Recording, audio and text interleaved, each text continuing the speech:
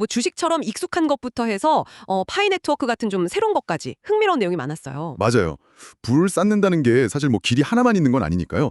이 자료가 딱 그런 다양한 경로들을 보여주는 것 같아요. 그렇죠. 그래서 저희가 오늘 이걸 좀 명확하게 핵심만 뽑아서 정리해드리려고 합니다. 네, 뭐 전통적인 자산, 또 요즘 뜨는 디지털 자산, 심지어 자기 개발까지 아주 폭넓게 다루고 있거든요.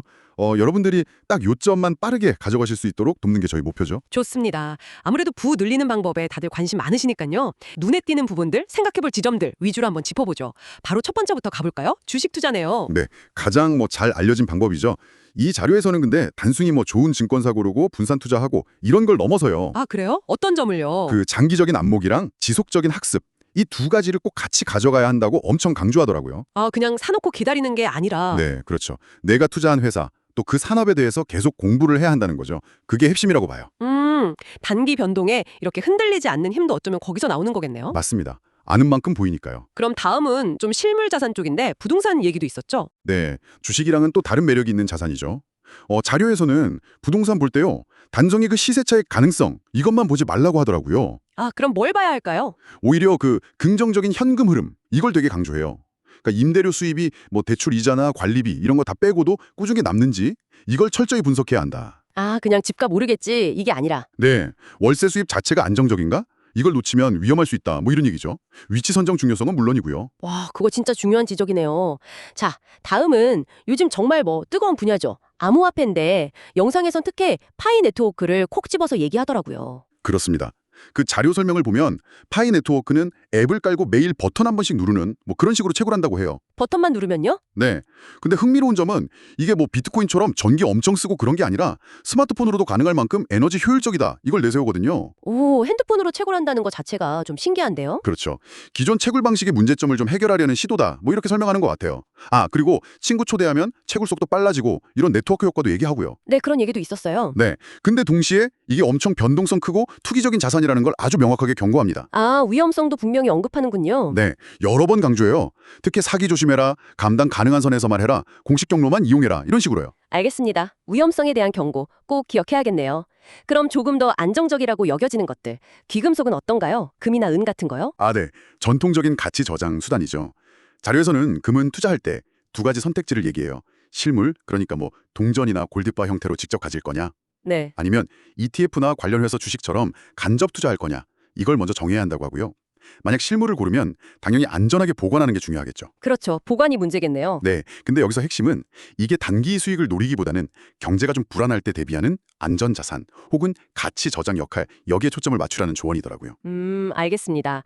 다음은 좀 잠재적 보상은 크지만 그만큼 위험도 따르는 길인데요. 스타트업 투자나 직접 창업. 네, 이 영상에서는 성공적인 창업의 핵심으로 뭐 번뜩이는 아이디어, 이것도 중요하지만 그보다 더 중요한 게 있다고 봐요. 더 중요한 거요? 바로 시장의 피드백에 대한 적응력 그리고 끈기. 이걸 강조하더라고요. 뭐 엔젤 투자, VC, 크라우드 펀딩 이런 자금 조달 방법도 언급은 하는데 결국은 계속 변화하는 상황에 맞춰서 전략 바꾸고 계속 밀고 나가는 힘, 이게 진짜 중요하다고 보는 거죠. 아, 그러니까 시작하는 것보다 이걸 어떻게 계속 끌고 가고 키우느냐. 그게 관건이다. 딱 그 말씀입니다. 네. 자, 여섯 번째 자산은 사실 좀 의외였어요. 교육이랑 기술 습득. 그러니까 자기 개발이 자산이라는 거잖아요. 어떻게 보면 가장 확실한 투자일 수도 있죠. 자료에서는 그냥 평생 배우는 자세 이것도 중요하지만 지금 당장 수요가 높은 기술들 있잖아요. 뭐 데이터 분석이나 디지털 마케팅 같은 거. 네네. 이런 걸 익히라고 조언해요. 근데 여기서 또 중요한 점은 그냥 배우고 자격증 따고 여기서 끝나는 게 아니라 그걸 실제로 적용해서 뭔가 결과를 만들어내는 것. 이게 진짜 중요하다고 강조합니다. 아, 그리고 네트워킹도요. 아, 배워서 써먹어야 진짜 내 자산이 된다. 이런 거군요. 맞습니다. 마지막 일곱 번째는 패시브 인컴, 즉 소극적 소득원 구축인데요. 흔히 말하는 돈이 돈을 벌게 하는 시스템 그거죠. 네, 파이프라인 구축 같은 거요. 그렇죠. 자료에서는 뭐 주식 배당금 받아서 다시 투자하고 부동산 월세 받고 이런 것 외에도요. 제휴 마케팅이라고 다른 회사 제품 홍보해주고 수수료 받는 거 있잖아요. 네, 들어봤어요. 네. 그런 거나 아니면 뭐 전자책이나 온라인 강의 같은 디지털 상품 만들어서 파는 거. 또 P2P 대출 플랫폼 활용하는 거. 이런 다양한 예시를 들더라고요. 생각보다 종류가 많네요. 네. 근데 여기서 또 핵심은 이 소극적이라는 단어랑 다르게 처음에는 시간과 노력이 엄청나게 필요하다는 점을 분명히 한다는 거예요. 그냥 쉽게 얻어지는 건 절대 아니다 이 말이죠. 아, 그렇죠. 처음엔 진짜 적극적으로 움직여야 그게 나중에 소극적 소득이 되는 거니까요. 맞습니다. 네, 오늘 이렇게 살펴본 자료는 주식부터 부동산, 암호화폐, 특히 파이 네트워크, 귀금속, 창업, 자기개발, 그리고 마지막 패시브 인컴까지 부를 향한 정말 다양한 7가지 길을 보여줬네요. 네. 전반적으로 보면 이 자료는 어떤 길을 가던 결국 인내심, 꾸준함, 그리고 현명한 판단이 중요하고 또 위험을 나누는, 그러니까 투자의 다양화가 핵심이다. 뭐 이렇게 말하고 있는 것 같아요. 네, 한 방에 뭔가 큰 걸 이루는 비법 이런 거보다는 좀 장기적인 관점을 강조하는 느낌이네요. 맞습니다. 오늘 이야기가 여러분께서 보내주신 이 자료의 핵심 내용을 파악하시는데 좀 도움이 되었으면 좋겠습니다. 네. 마지막으로 이 자료를 통해 스스로에게 한번 던져볼 만한 질문을 남기면서 마무리할까 하는데요. 오, 어떤 질문인가요? 영상에서 제시된 이 7가지 길 중에서요. 지금 당장 여러분의 현재 상황에서 가장 현실적으로 시작해 볼 수 있는 첫걸음은 과연 무엇일까? 한번 생각해 보시면 어떨까 싶습니다. 이 질문에 대한 답을 찾는 것 자체가 또 다른 시작이 될 수 있겠죠.